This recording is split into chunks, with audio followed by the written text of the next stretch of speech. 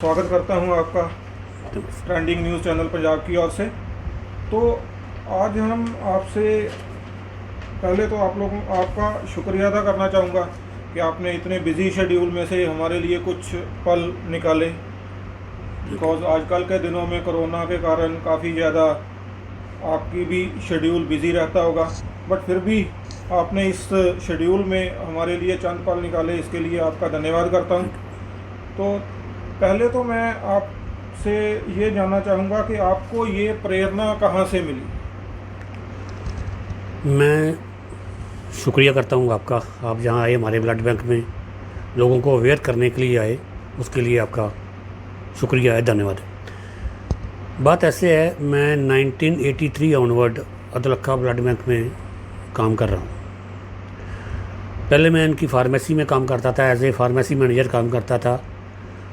1983 onward 2008 तक मैंने pharmacy में काम किया और 2008 में मैंने इनके ब्लड बैंक में इन्होंने मेरे को ट्रांसफ़र कर दी कि आप ब्लड बैंक में काम करो। तो मैं यहाँ देखता था कि लोग ब्लड लेने आते हैं, तो जो ब्लड लेने आता है उसका कोई ना कोई अपना हॉस्पिटल में होता है। जिसका कोई अपना हॉस्पिटल में होता है ना, तो उसको ब्लड लेने में बहुत दिक्कत आती है, क्योंकि वो खुद पहले परेशान होता है। एक तो उसका भाई बंधु हॉस्पिटल में एडमिट है, दूसरा उसको आप कहें ब्लड दे के जाओ, तो वो तो पहले ही परेशान है।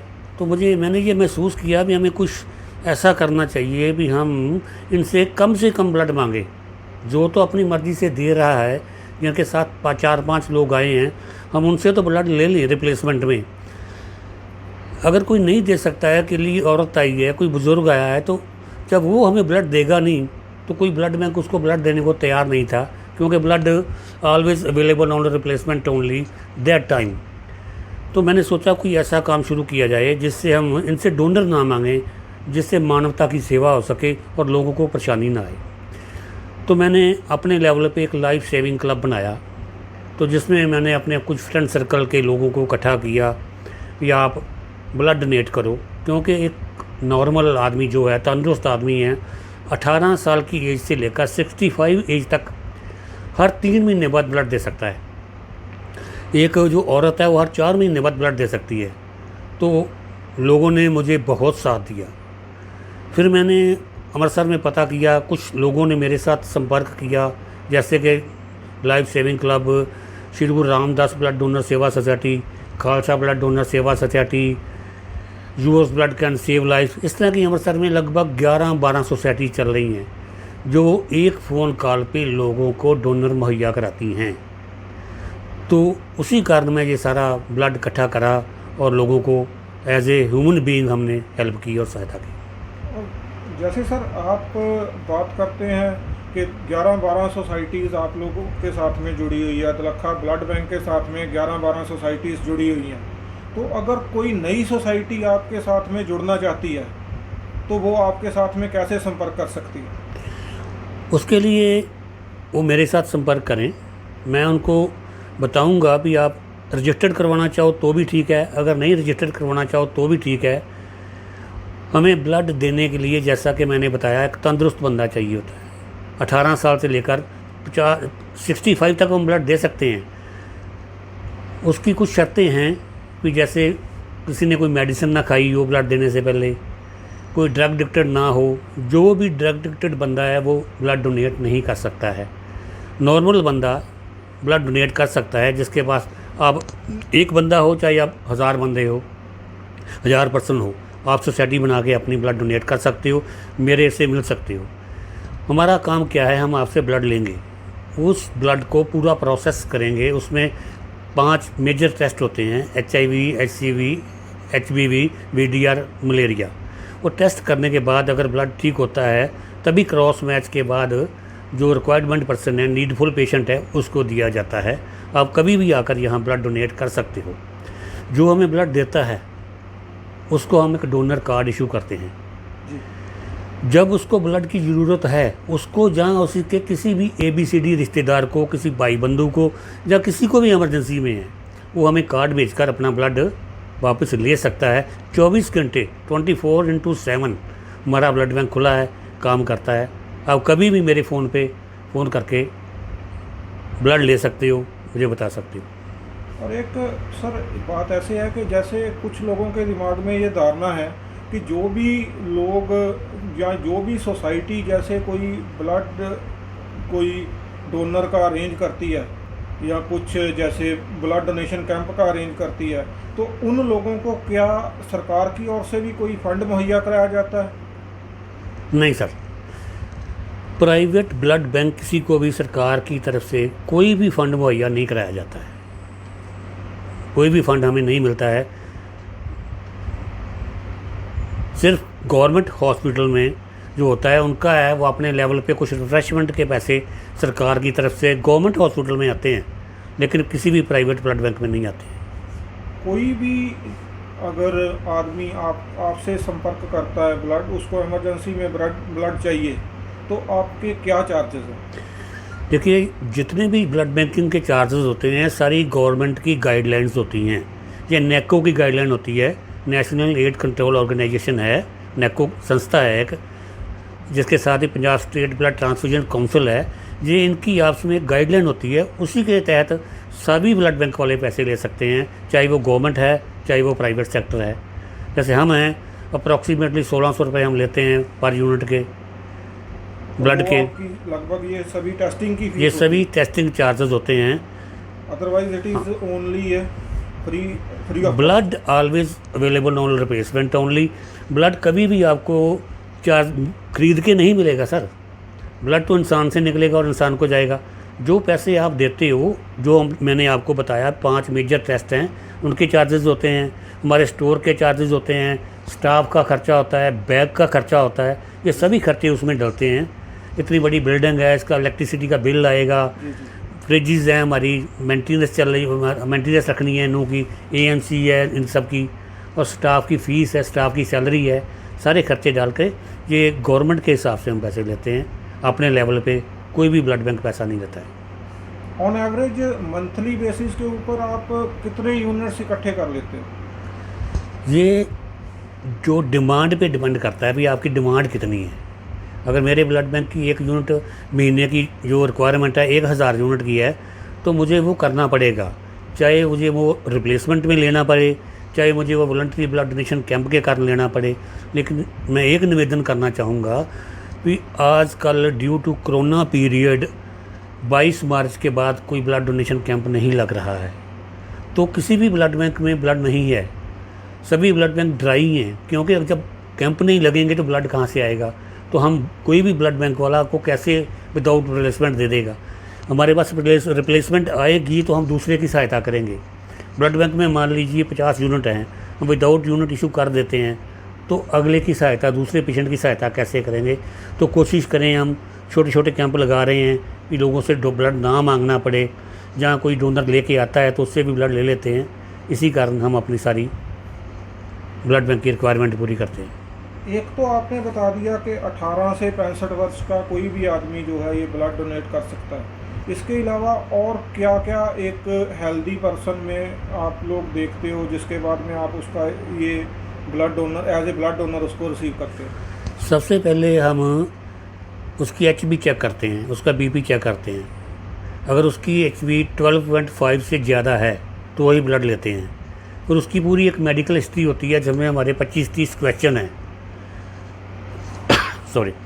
जिसमें काला पीलिया ना हुआ हो, किसी को हेपेटाइटिस B ना हुआ हो, कभी हेपेटाइटिस C ना हुआ हो, HIV ना हो, उसकी कोई फैमिली की हिस्ट्री इस तरह की ना हो, जो बिल्कुल तंदुरुस्त है उसी का हम ब्लड लेते हैं, दूसरे का ब्लड हम नहीं लेते हैं।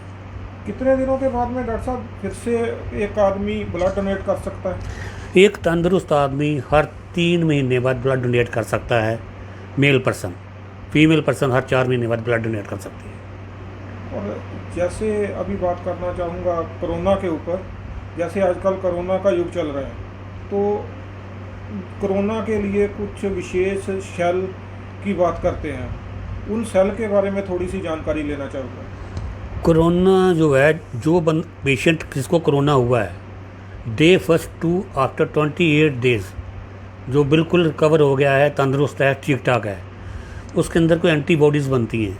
अगर उसका एंटीबॉडीज़ लेवल ठीक है तो वो प्लाज्मा डोनेट कर सकता है, लेकिन उसका भी वही प्रोसीजर होगा, पहले उसके सारे टेस्ट होंगे। जिसमें सारे वायरल मार्क्स होंगे, HIV, HCV, HBV, medial, malaria सभी टेस्ट होंगे, उसके अंदर एंटीबॉडीज़ बनी होगी तो वो डोनेट कर सकता है, अदरवाइज़ वो डोनेट नहीं कर सकता। अदरवाइज वो डोनेट है। और नॉर्मल ह्यूमन बीइंग भी कुछ सेल डोनेट करता है, उन सेल का क्या यूटिलाइजेशन होगा? नॉर्मल जो बंदा तंदुरुस्त है वो थ्रोम्बोसाइटोपिनिया के जो केस आ रहे हैं, डेंगू के केस आ रहे हैं, उसमें वो प्लेटलेट सेल डोनेट कर सकता है। अगर आज आपने सेल डोनेट किए हैं तो आप एक हफ्ते के भीतर दोबारा डोनेट कर सकते हो। वो सेल कहाँ पे यूज़ होते हैं? एक तो डेंगू हो गया, और कोई? बहुत से कारण हैं जिसके कारण इंसान के प्लेटलेट सेल डाउन हो जाते हैं, कम हो जाते हैं। तो जैसे कि कैंसर एक मेजर प्रॉब्लम है, डेंगू एक मेजर प्रॉब्लम है, तो उसमें ये सेल यूज़ होते हैं। और जो ये कोरोना वाला पेशेंट जो है, इसको ये प्लेटलेट्स डायरेक्टली डोनेट किए जा सकते हैं? अगर वो बिल्कुल ठीक हो चुका है तो वो कर सकते हैं। अगर वो बिल्कुल ठीक हो चुका है। और डॉक्टर साहब, और प्लेटलेट्स के बारे में थोड़ी सी जानकारी चाहूँगा। नॉर्मल ह्यूमन बीइंग में कितने प्लेटलेट्स होते हैं, और आप कितने सेल के ऊपर एक किसी भी मेल या फीमेल से आप उसके सेल जो है वो ले सकते हो? नॉर्मल प्लेटलेट जो है 1.5 लाख टू 4.5 लाख होते हैं जी। एक हेल्दी पर्सन में। तो जिसके भी प्लेटलेट 1.70 से अबव हैं वो डोनेट कर सकता है, वो कभी भी आके डोनेट कर सकता है। धन्यवाद डॉक्टर साहब, थैंक यू। आपका बहुत बहुत धन्यवाद। आपने इतने कीमती समय में हमारे साथ कुछ बातें की, हमको इतनी अच्छी जानकारी दी। और अब हम विज़िट करेंगे इस अदलखा हॉस्पिटल में और देखेंगे कि किस किस तरह से ये प्रक्रिया जो है, कंप्लीट ब्लड टेस्टिंग या कंप्लीट उसका प्रोसेस कैसे होता है, उसके बारे में रमेश चोपड़ा जी से अभी और बातें करेंगे। ये हमारी मशीन्स हैं जिसके द्वारा हम SDPC सेल बनाते हैं, या प्लाज्मा जो कोविड पेशेंट के लिए बनता है वो इन मशीनों द्वारा बनता है। ये 4 यूनिट है हमारे पास, ये सभी बेड लगे हुए हैं। हमारे डोनर काउच हैं जहाँ पे डोनर्स ब्लड देते हैं।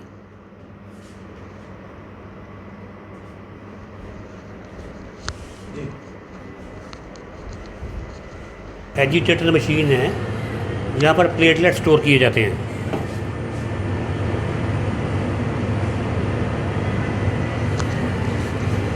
-80 जहाँ पर प्लाज्मा स्टोर किया जाता है, इसका टेम्परेचर -80 है।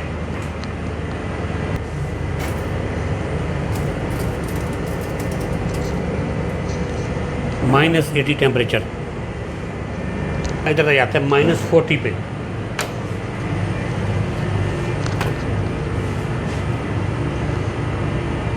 इसका टेम्परेचर -40 है। है जी, इट इज़ -40।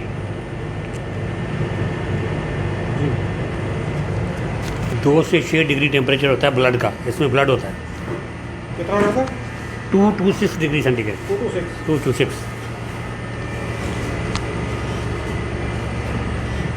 टेक्नीशियन है, ये सारा ये प्रोसेस ये करते हैं। रैना शर्मा है और ये रंजीत है, ये जो हमारे सीनियर टेक्नीशियन हैं, दोनों ये काम करते हैं। ना कंप्यूटर पे होता है, हमारी क्रॉस मैच भी कंप्यूटर पे होती है।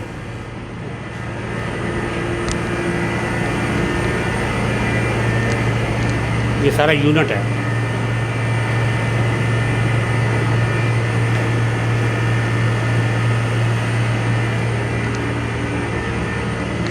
ये फुल्ली ऑटोमेटिक केमिलुमिनेसेंस मशीन है जिसके ऊपर HIV, HCV, HBV होते हैं, ऑटोमेटिक है फुल्ली। ये ब्लड से रिलेटेड टेस्ट है? ब्लड रिलेटेड जो हर एक डोनर के टेस्ट यहाँ पे आते हैं। HCV, HBV और जो काम करते हैं HIV, ये तीनों टेस्ट यहाँ पे इस मशीन पे होते हैं। इसको केमिलुमिनेसेंस कहते हैं। सेल काउंटर है, जैसे हम सेल कितने डोनर में देखते हैं, ये हमारे ब्लड बैंक का पूरा प्रोसेस है। इस प्रोसेस के बाद ही हम ब्लड इशू करते हैं। Thank you. तो ये थे Ramesh Chopra ji, administrator Adlakha blood bank. तो इन्होंने आज कंप्लीट जानकारी दी कि कैसे एक डोनर से लेके रिसीवर तक का जो ब्लड का प्रोसेस है वो कैसे एक कंप्लीट टेस्टिंग और उसका सारा जो प्रोसेस है वो कैसे किया जाता है। ऐसी ही जानकारी के लिए और आगे इस चैनल पे बहुत सी वीडियो जो है वो अपलोड की जाएंगी। ऐसी जानकारी के लिए जुड़े रहें ट्रेंडिंग न्यूज़ चैनल पंजाब के साथ। धन्यवाद।